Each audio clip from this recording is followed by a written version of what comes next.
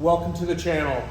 In today's video, we are going to be replacing the chain on this 2014 BMW F800 GS. This can literally be translated over to any chain drive motorcycle. So if you have a, I don't even know, like a KLR 650 from like Kawasaki, or even like a Suzuki GSXR, from a sport bike to an adventure bike, touring bike, doesn't matter. This is going to be easily translated over to many different makes and models. But if you have a F800, F650, F700, any of the F or G series, this procedure is for you. So follow along and let's get this done. First thing we're going to do is take this front chain guard off. So with the T25 Torx, we got 1, 2, 3 bolts.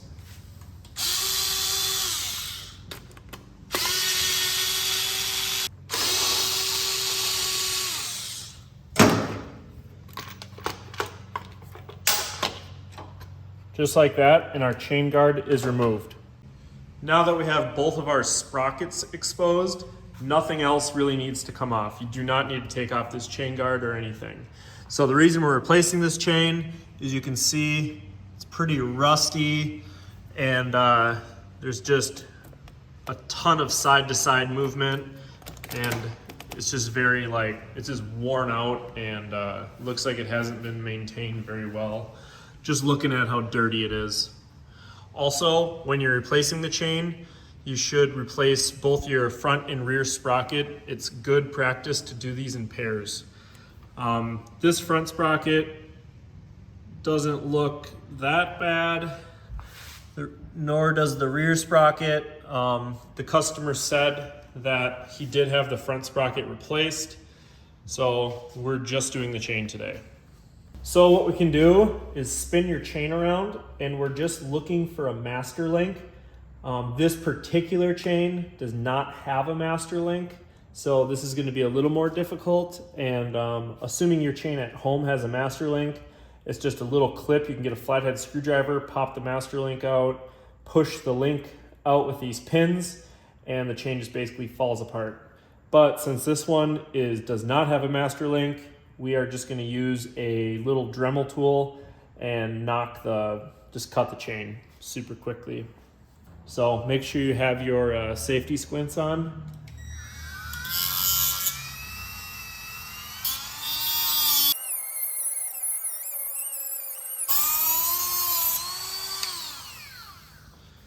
So we got one side through. Now we're going to go ahead and cut the other side off.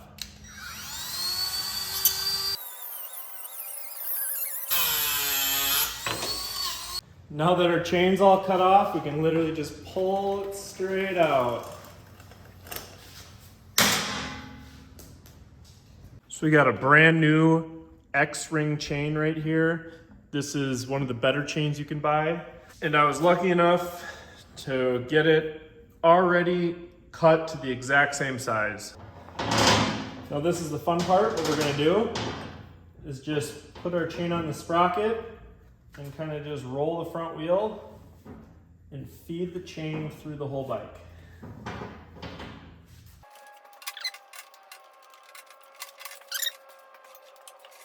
this is going to come around here. I'm just going to hook this chain right on the sprocket, move this around, and it looks like it lines up actually perfectly. So just like that. So now we can install our master link. So this is the riveting type master link. Like I said before, other master links you will install just like this one, but you'll push it through. Oops, we need to put usually it comes in a little kit or something like that. It has these little O-rings with grease all over. So we put a O-ring on each side, put some grease on that.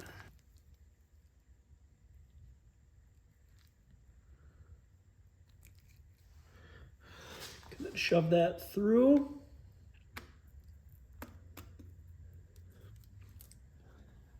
And then we have 2 more O-rings that we'll put on this side.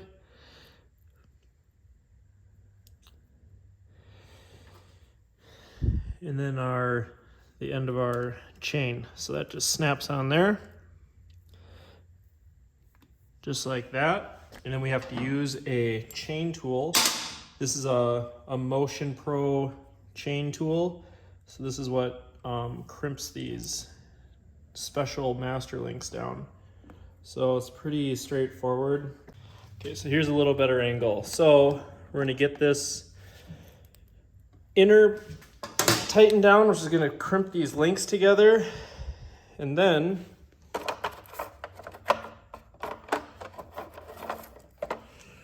make sure this is loose.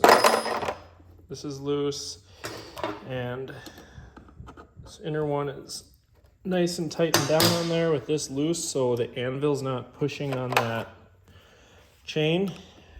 I'm gonna go ahead, and this is gonna be crimping the,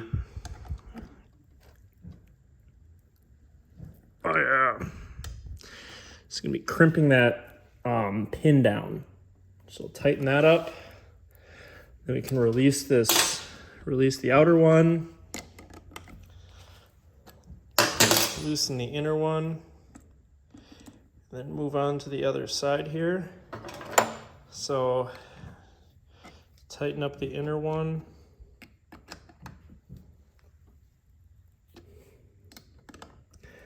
And this is just a Motion Pro is the brand chain breaker tool. They I don't know, work pretty good. So we'll tighten that inner one down, get this outer one. Then tighten that up. Back it off. Let's see what it looks like.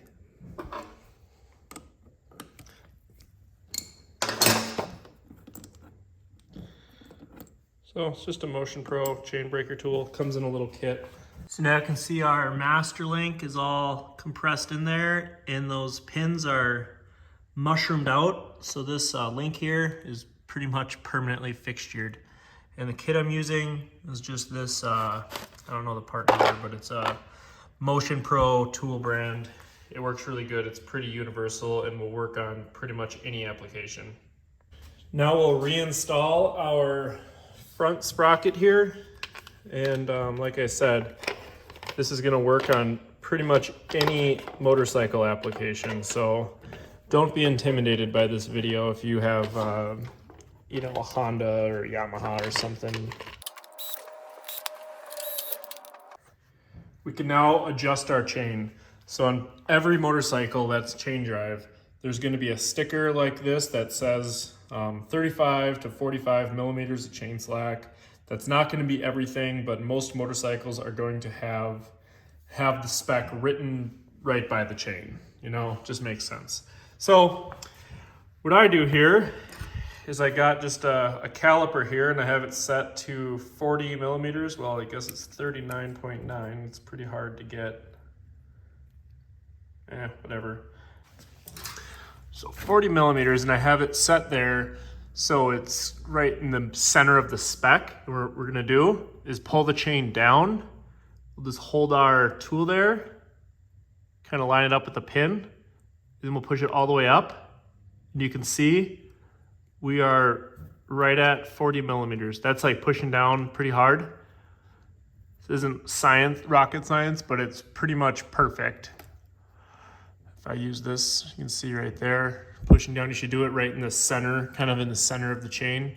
So right there, 40 millimeters, pushing up, right in the center. So I think that's pretty good. But most of you probably will have to adjust your chain.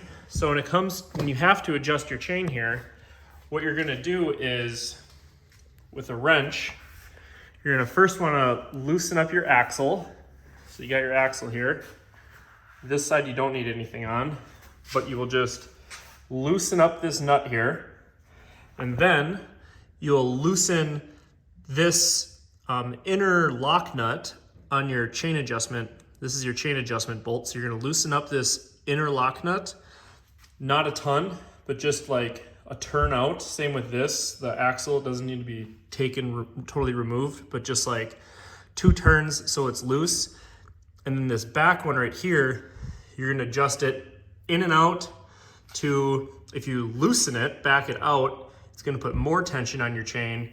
And if you tighten it, bringing it in, it's gonna make your chain looser. And then once you got it to where you need it to be, you then tighten this lock nut here. And most bikes have little hatch marks in here that's indicating where this chain adjustment plate is. So there's a bolt on this side to adjusting the chain, as well as one on this side. So again, you're gonna loosen up the lock nut here, and then you're gonna tighten or loosen this bolt. And then once you got the chain to 40 millimeters of slack, you're gonna tighten this up. You're gonna wanna do both sides evenly. So these hatch marks line up with the chain adjustment plate. So you can see on the bottom here, they're kind of every other. So it goes like that, if it makes sense. But we're just a tiny bit past that 3rd hatch mark on the bottom. And on this side, yep, we're just a tiny bit past that 3rd hatch mark on the bottom. So I'm not even gonna mess with these chain tensioners. Our chain is set right where it needs to be. Like I said, this bike has a 116 link chain, and I just bought a chain that was a 525 chain that was 116 links. So I didn't have to do any adjustment in it. So like I said, this can be done on any bike. I have my Suzuki GSX-R, and you can see it's a very similar setup. There's a chain guard up there, it has the same axle nut and those same hatch marks in there. So you can see that on the left side.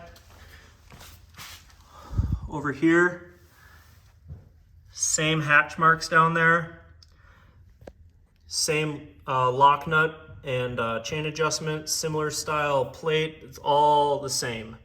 You know, so this procedure can be used on any sort of make and model. Thank you so much for watching my chain replacement video. If this video helped you out in any way, please consider joining my channel. Also, if you haven't already, please subscribe. Have a safe ride.